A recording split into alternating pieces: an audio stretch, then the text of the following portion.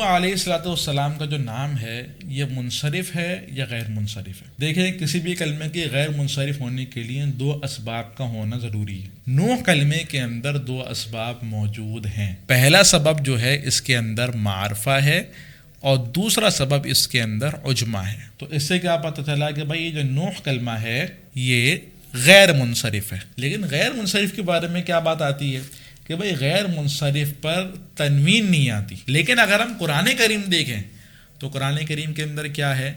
وَنُوحًا اِذْ نَادَىٰ، نوحًا پہ تنوین آ رہی ہے۔ ایک اور آیت دیکھیں وَنَادَىٰ نُوحٌ رَبَّهُ، نوحٌ یہاں پہ بھی تنوین آ رہی ہے۔ تو تنوین آنے کا مطلب کیا ہوتا ہے کہ بھائی جب کسی کلمے پر تنوین آئے گی تو وہ غیر منصرف نہیں ہوگا، وہ تو منصرف ہوگا۔ اب بات یہ ہے کہ نوح کلمہ منصرف ہے یا غیر منصرف ہے۔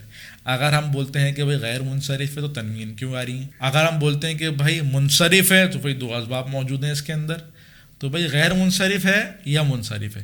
تو دیکھیں اس کا حل جو ہے وہ صاحب کافیہ، جنہوں نے کافیہ لکھی ہے انہوں نے اس کا حل نکالا ہے۔ تو صاحب کافیہ عجمہ کے بارے میں فرماتے ہیں، جو عجمہ سبب ہے نا غیر منصرف کا، اس کے بارے میں تھوڑی سی تفصیل بتاتے ہیں۔ وہ کیا بتاتے ہیں کہ بھئی عجمہ کلمہ اگر ایسا ہے کہ اس کے اندر 3 حرف ہیں اور درمیان والا کلمہ ساکن ہے تو اب اس کے اندر عجمہ معتبر نہیں ہوگا۔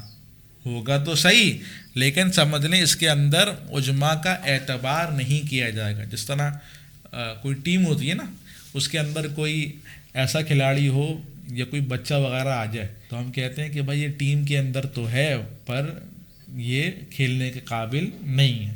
اسی طرح یہ جو عجمہ سبب ہے نوح کے اندر، سبب تو ہے کہ بھائی غیر عربی زبان کا لفظ ہے لیکن غیر منصرف کا سبب بننے کے لیے اب یہ معتبر نہیں ہے۔ کیوں؟ کیونکہ نوح کلمہ ایسا ہے کہ اس کے درمیانی حرف یعنی کہ واو جو ہے وہ ساکن ہے۔ باقی اگر آپ کو منصرف اور غیر منصرف سے متعلق تفصیل دیکھنی ہو تو ہماری ویڈیو یوٹیوب کے اوپر موجود ہے غیر منصرف سے متعلق، اس کو ضرور دیکھیے گا۔ السلام علیکم ورحمۃ اللہ وبرکاتہ۔